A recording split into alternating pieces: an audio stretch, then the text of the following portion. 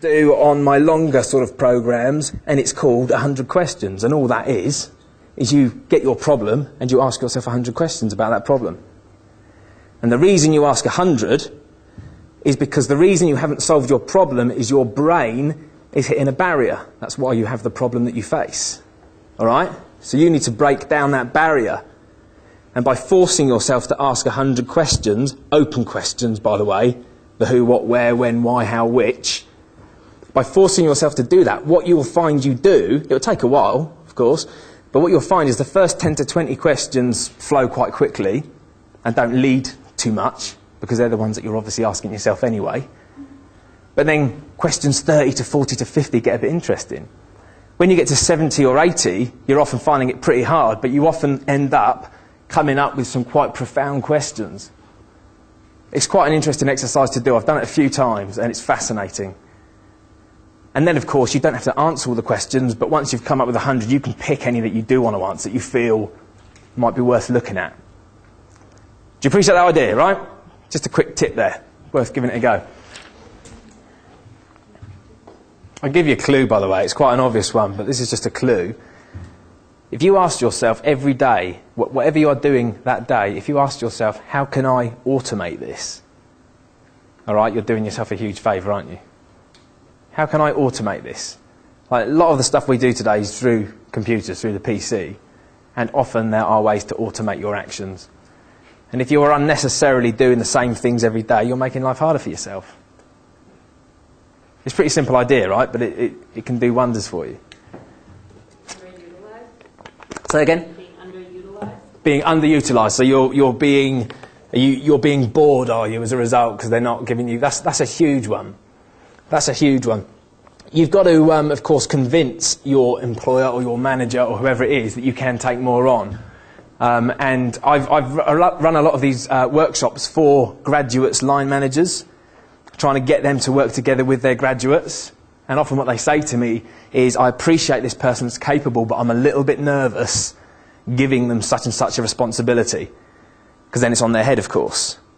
So what I would say straight away for that one is what I said earlier. You've got to earn their trust and give them the confidence. It's as simple as that. You've got to give them the confidence to give you more responsibility.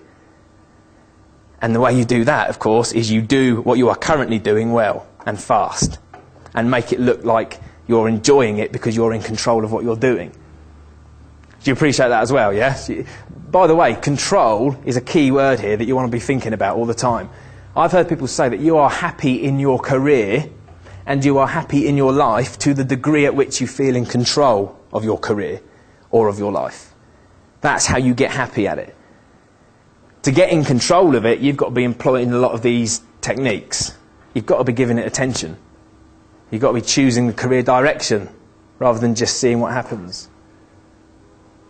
And as I say, this is where, I said you're your own business, this is where sales skills will come in, where you can take your sales skills along to your line manager and say, look, I've been doing this really fast. I've been doing it faster than anyone else. I'm getting quite an expert in the work you're giving me, and I want more responsibility. And you've got to ask for more responsibility or you won't get it. And of course, as you ask for more responsibility, with that can come a lot more rewards. I mean, it will solve your problem straight away.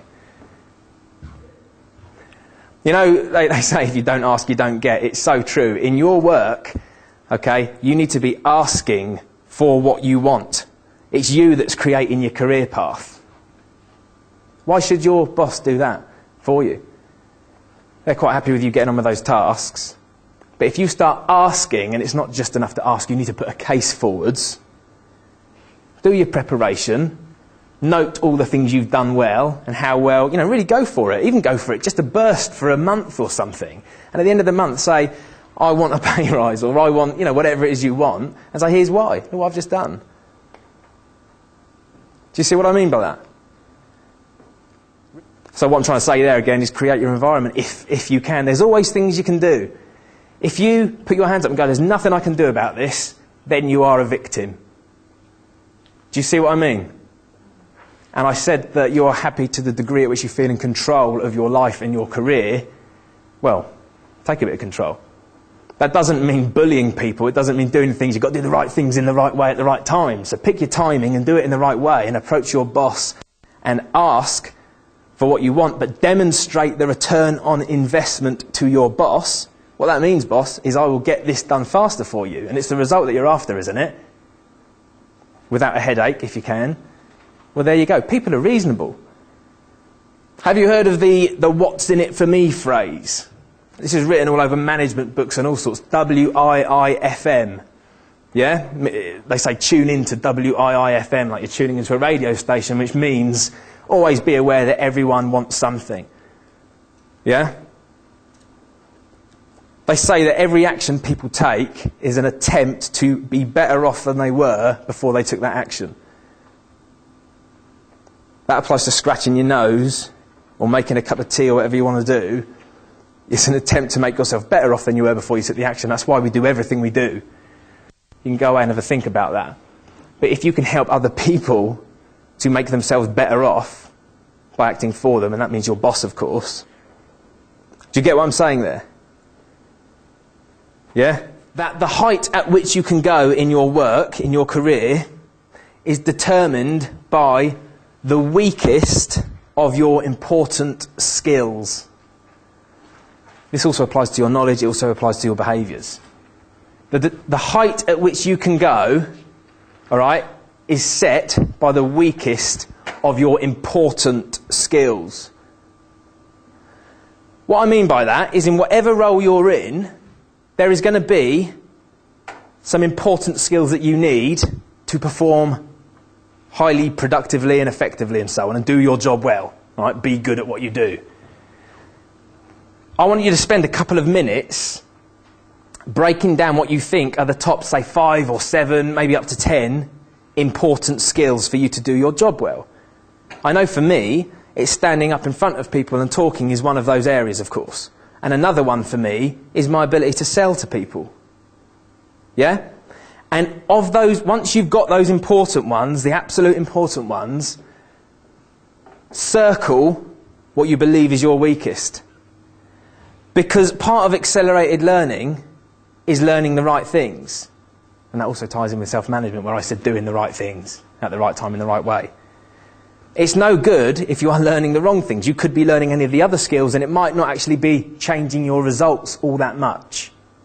Do you see what I mean? It's all about that input and output that I've drawn up there. So if you can take that weakest skill and say to yourself, I'm going to bring this one up and raise my game in this area, the entire output that we're talking about there can shoot up.